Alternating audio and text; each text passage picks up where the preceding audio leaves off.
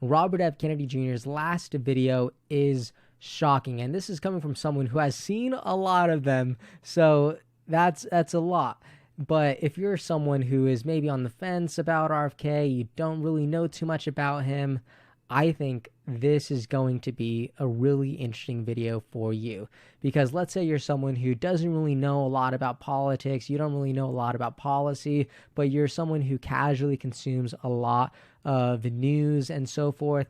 I think this video is for you because he doesn't really talk a lot about policy here, but I think what he talks about here says a lot about his integrity, says a lot about his character, his motivation, especially how it compares to someone like Trump or someone like Biden. So I think this is going to be really interesting. It is only a 42-second clip, but I think it is really enlightening, especially for people who are trying to figure out who they're going to put in for their presidential pick this year. So check it out. It might surprise you. Look at former President Trump and what he does in the racism, in the misogyny, refusing to leave peacefully through January 6th, up through that night, praising the people who are now convicted seditionists. Do you see something different about that and the threat of that this election? All right. So far, you see him. He is really trying to pin him down. All right. This news reporter, it says the beat. He's trying to beat him into a corner. And I think what happens next says a lot about RFK. This is when I say you're feeding into the vitriol. You're trying to get me to hate on President Trump. I'm not going to talk about those things. I'm going to talk about the issues that Americans care about the economy, about inflation, about affordability, about $4 eggs, about $4 milk, about $6 gasoline. Sure. That's what I am running on. I'm not going to feed into the vitriol on either side.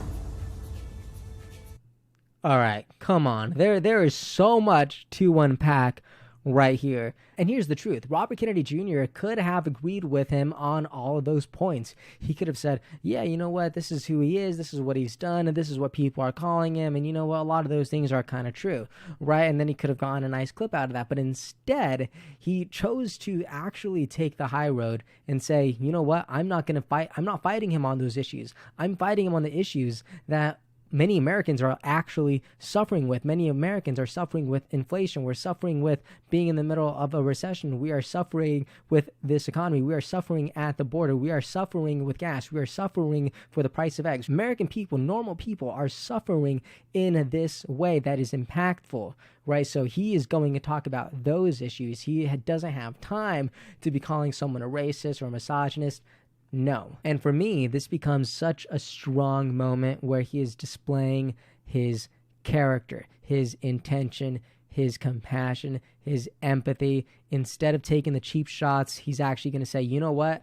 I am going to be saving my energy to talk about the things that matter. And I think that communicates so much. And if you're someone who's looking to vote for a presidential candidate with that kind of character, with that kind of leadership, I think RFK is the person to look at. One of the top comments says, thank you for taking the high road. It is so important that we talked about the issues that you mentioned 100%, because when we talk about issues that we're actually facing, we have the energy to spend on those issues. When we talk about things that don't matter, I mean, there's no press about those things. There's no media on those things. But when all of our energy collectively is going towards something, things get fixed. I don't know if you've ever heard the metaphor about someone trying to move a piano, and it's like, piano is really hard to move. But whenever there's a crowd of people trying to move a piano is easy to move. Someone else in the comment section said, steering clear of the noise and focusing on what truly matters. Here's to meaningful conversations in the midst of chaos. So good. And by the way, the comment section on TikTok looks nearly exactly the same. One of the top ones says, we need this guy. Josh says, the best response I've seen from a politician. This person said, the most educated response I've seen in my whole life. This video definitely resonated with me, and I think it'll resonate with a lot of you. If it did, please let me know in the comments what you thought about this, what you think this says about his character, and how it compares to someone like Trump or Biden. I would love to hear your thoughts and your perspective on this. Please let me know. And if you enjoyed this video, please consider liking and subscribing. That would mean the world to me. I would appreciate it so much. and I'll catch you next time.